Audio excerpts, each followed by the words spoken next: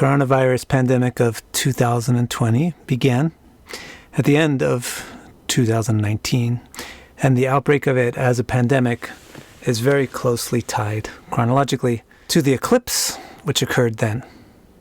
So what I would like to do in this video is review some notes about this eclipse. The first thing that's interesting is simply that there was an eclipse. It was a solar eclipse. So this is the moon eclipsing the sun. The very interesting thing about the eclipse is that it was very close to the southern solstice, which means that the sun is at the furthest southern declination. Another thing to note is that at this day and age, the sun at its southernmost declination is in Mula, which is a constellation or nakshatra which has its primary stars, Tarabala, at the southernmost section of the nakshatra circle, and hence is called Mula, or the root, or the bottom. So far we've got the points that it was an eclipse, it was a solar eclipse, it was a solar eclipse at the southernmost declination, which at this day and age it will be in Mula, which is the southernmost nakshatra. It was an eclipse at Ketu rather than Rahu, and Ketu is the southern node. So it's the southernmost declination, southernmost nakshatra with the southern node. So we have a very southerly eclipse occurring in conjunction with the most southerly stars, and we should note that the symbolism for the south is death, because here we're talking about the celestial, not terrestrial south. The celestial south is always down, and therefore it has that signification. One other interesting thing to take into consideration is that the eclipse occurred at 4 degrees Capricorn with the southern node at 8 degrees Capricorn.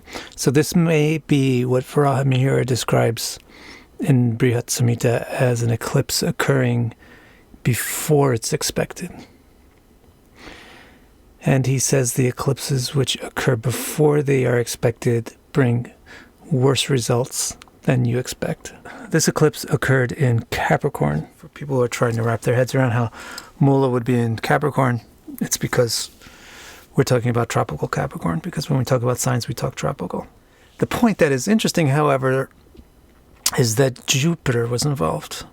And the extent to which Jupiter was involved is something that I think would be very good for astrologers to think about the details of, so that we could learn how to pay attention to these various details.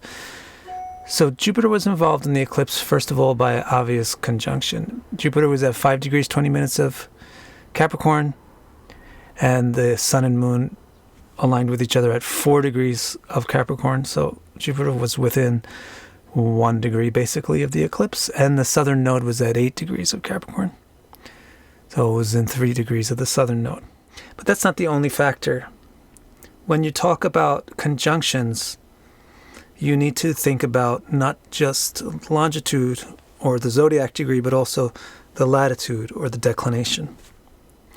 As I mentioned, the sun and the moon and Ketu were at their southernmost declination, and Jupiter was also at its southernmost declination. It was at 23 degrees south. The sun was at also 23 degrees south.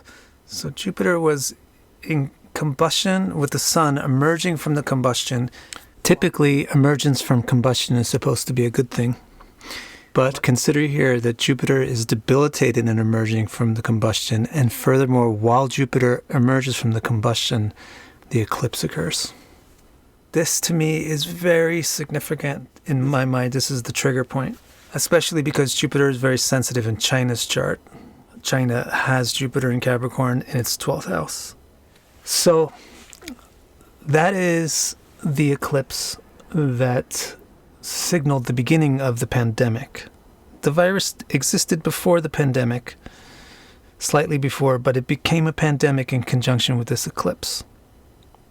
So to review, the pandemic broke out in connection with an eclipse of the sun at the southernmost point of the sun's orbit, at the southern solstice, in Mula, the southernmost nakshatra, with Ketu, the southerly node, and most importantly, Jupiter was exactly conjoined by declination and longitude. Well, it was exactly conjoined to this eclipse and debilitated. And possibly something else to consider is that Saturn, the lord of this sign, was also there. One last point that may be important, and I hope astrologers will keep on their list of things to look at in the future, is that this eclipse occurred while the nodes were stationary. One brief note looking forward also is that after Jupiter emerges from combustion, the next point of retrogression is fairly significant, according to Varaha Mihira. Jupiter's next point of retrogression, or its next station, is going to be close to the border of Aquarius, tropically. So it is not going to get out of Capricorn. This is something we have to kind of worry about. My intuitive interpretation on that, quick interpretation on that would be that this pandemic would unfold in waves, so that it will appear to recede and then come back, and then recede and then come back at least 3 times in 3 major ones. Perhaps we've already seen the first and second of those waves, because we've seen it ebb significantly in China and then arise in Europe. And we are looking, hopefully, in the next week to see the ebb occur in Europe as the wave crests in the United States. I hope that the points that I brought up here help explain how to interpret eclipses of great significance, because obviously this one was an eclipse of great significance. Thank you very much for watching.